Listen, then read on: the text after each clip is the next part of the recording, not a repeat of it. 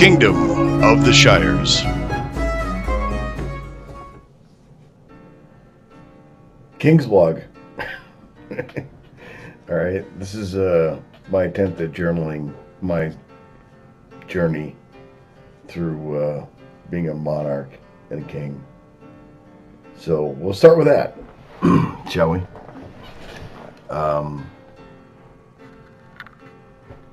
Wow. Okay. So what am I talking about here? How did we get here? Where are we going from here? And what are my goals? Let's keep this to how did we get here? 2016, I think it was. I was going through my second divorce. And nobody in their right mind says, how did I get here? At all. You know, like nobody's like, hey, how do I get divorced twice?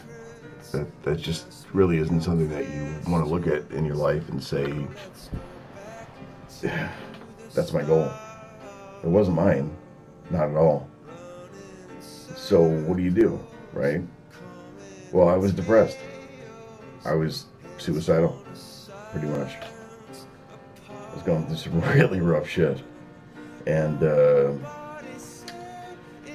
my friend from grade school, from 30 years ago, who I've known my whole life, his son hits me up and says, hey, I joined this group, we do this medieval combat thing, and I'd been doing that for a while too, with a much bigger group, and wanted me to show him some stuff. So he comes over and we have an event, and basically the event consists of Dungeons and Dragons and going out by the fire pit and hitting each other with sticks and plate armor and chainmail. And it was pretty enlivening. It was pretty fun. And I hadn't got divorced at that point, but I knew it was going to happen. It was just read the writing on the wall, and after your first divorce, kind of see that shit coming. And, who wants to sit there and say, I'm getting divorced the second time? So, yeah. So what happens is, my best friend shows up with his son. We have a great fucking time. And we get out there with my son and my best friend and his son, and it was like a 15-minute fight. Not even tops. And he just basically said, hey, I got this problem with my ear. When I wear my helmet, don't hit me on the side of the head.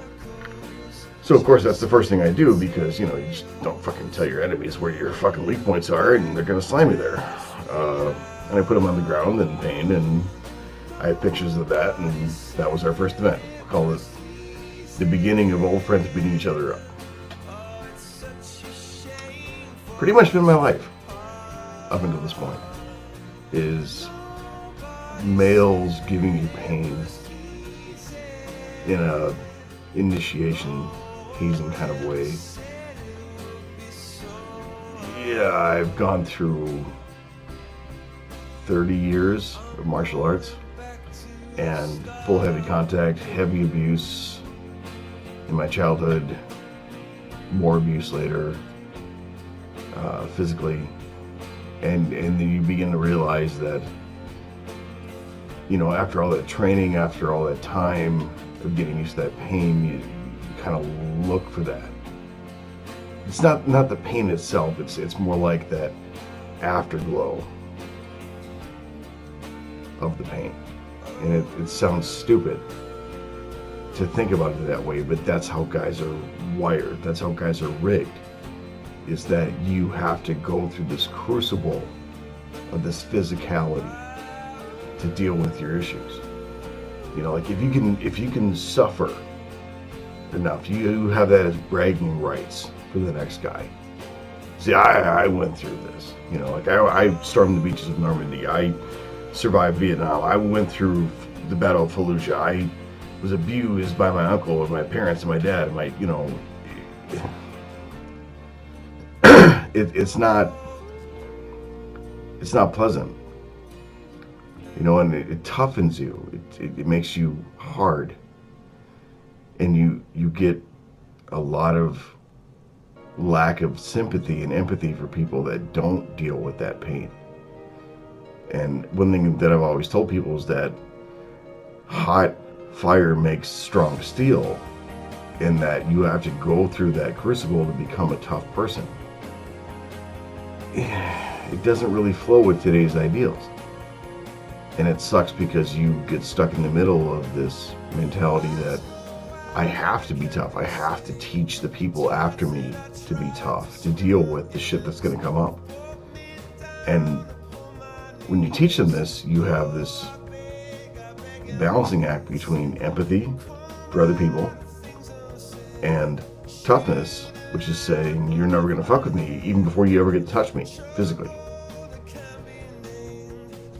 That's how the kingdom was born. And it was born from that day, literally. Because the next thing you know, I had more people coming back to do the things that we were doing. It was like, hey, I'm divorced now. I have nobody telling me how to live my life. And I have a job. And I have liquid income that I can spend on stupid shit like armor and gamazons and swords and, just whatever.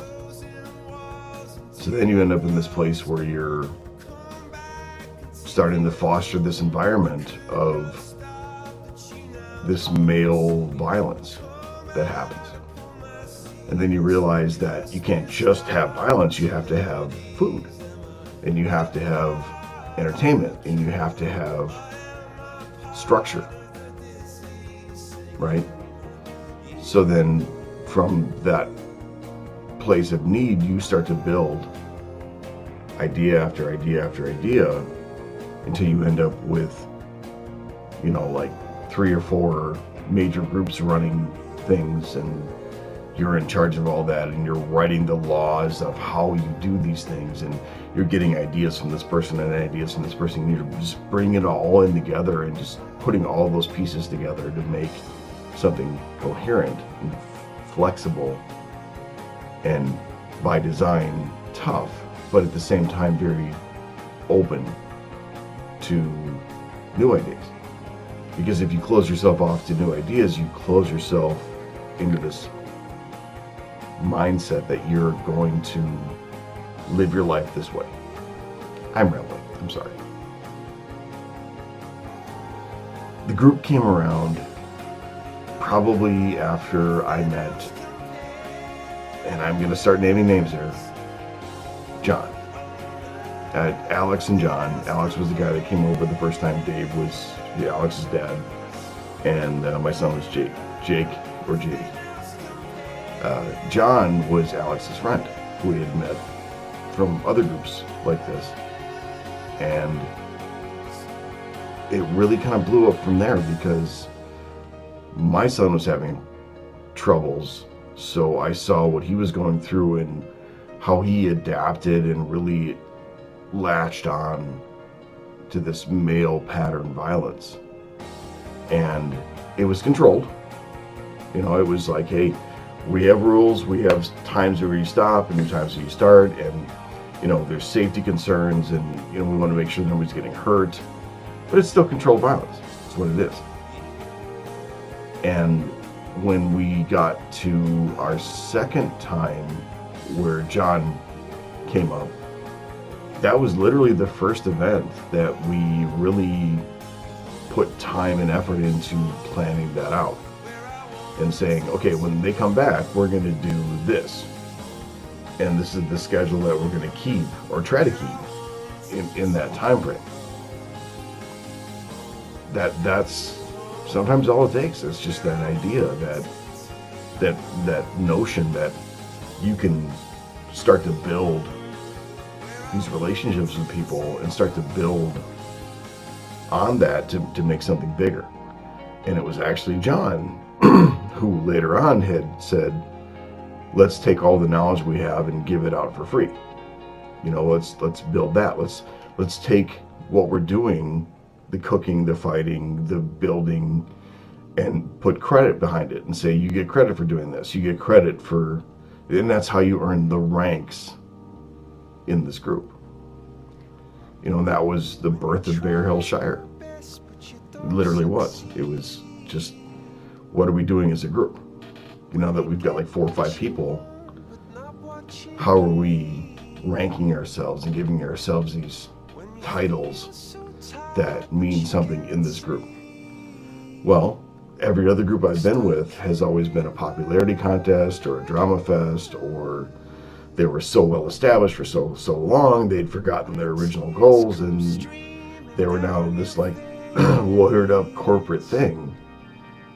And I'd been with groups like that, and I'd been with groups of other people that it was all about them. You know, it's a cult of personality, and strong leaders are great, but they don't really always promote their people. Because, you know, if you don't make it fun for people to come back, they're not going to want to come back. They're not going to want to be a part of what you're doing. And you end up with a lot of empty space about where nothing happens. So that's the beginning.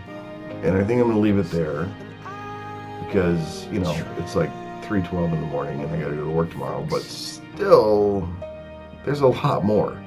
And I mean a shitload more. Stick around. This has been a production of Bear Hill Films.